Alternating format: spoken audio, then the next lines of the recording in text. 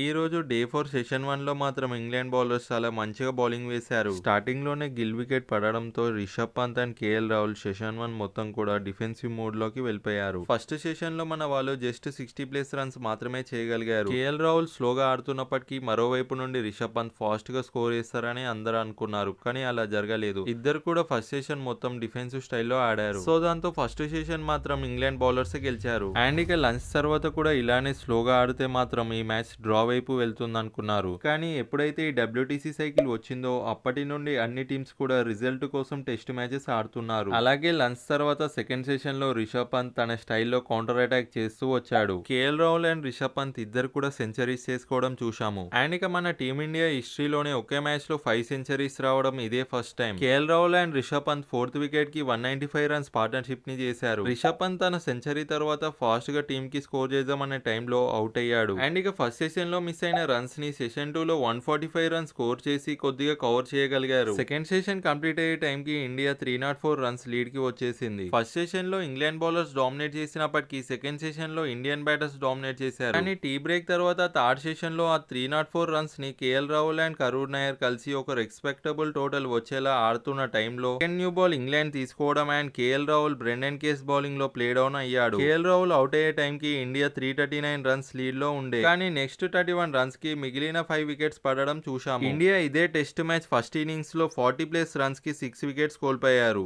And మళ్ళీ second innings లో just 31 runs కి 6 వికెట్స్ కోల్పోయి ఆల్అౌట్ అయ్యారు. మన లోవర్ ఆర్డర్ బ్యాటర్స్ ఇంకో కనీసం 50 to 60 రన్స్ కాంట్రిబ్యూట్ చేస్తే ఇండియాకి 430+ రన్స్ లీడ్ వచ్చేది. సో ఆ లీడ్ తో ఇంగ్లాండ్ బ్యాక్ ఫుట్ లోకి వెళ్ళిపోయేది. ఇదే ఇంగ్లాండ్ లో మనము 2022 లో ఇంగ్లాండ్ కి 372 టార్గెట్ ని లాస్ట్ డే కి ఇచ్చాము. అండ్ రిటర్న్ లో ఇంగ్లాండ్ ఆ టార్గెట్ ని 60+ ఓవర్స్ లోనే కంప్లీట్ చేశారు. అండ్ ప్రెజెంట్ టెస్ట్ మ్యాచ్ కి వచ్చేస్తే ఇప్పుడు ఇంగ్లాండ్ కి ఒక రోజు మొత్తం ఛాన్స్ ఉంది. అండ్ చేతిలో 10 వికెట్స్ ఉన్నాయి. ఇప్పటికే ఇంగ్లాండ్ కి 371 లో 21 రన్స్ వచ్చేసాయి. అంటే ఇంకో 350 రన్స్ మాత్రమే చేయాల్సి ఉంది. ఒకవేళ ఈ మ్యాచ్ లో ఇండియా గెలవాలంటే బుమ్రాతో పాటు మిగతా బౌలర్స్ అందరు కూడా టైట్ గా బౌలింగ్ వేయాల్సిందే. అండ్ ఫైనల్లీ ఇండియా గెలవాలంటే 10 వికెట్స్ తీయాల్సిందే. అదే ఇంగ్లాండ్ గెలవాలంటే 371 స్కోర్ చేయాల్సిందే. ఈ మ్యాచ్ లో మీరు ఏ టీం గెలుస్తుంది అనుకుంటున్నారో కామెంట్ లో చెప్పండి. అండ్ డే 5 మాత్రం చాలా ఇంట్రెస్టింగ్ గా ఉండబోతుంది. Don't miss it. ఈ వీడియోలోని కంటెంట్ నచ్చితే లైక్ చేసి మరింత ఇలాంటి కంటెంట్ కోసం ఛానల్ ని సబ్స్క్రైబ్ చేసుకోండి. And thank you for watching.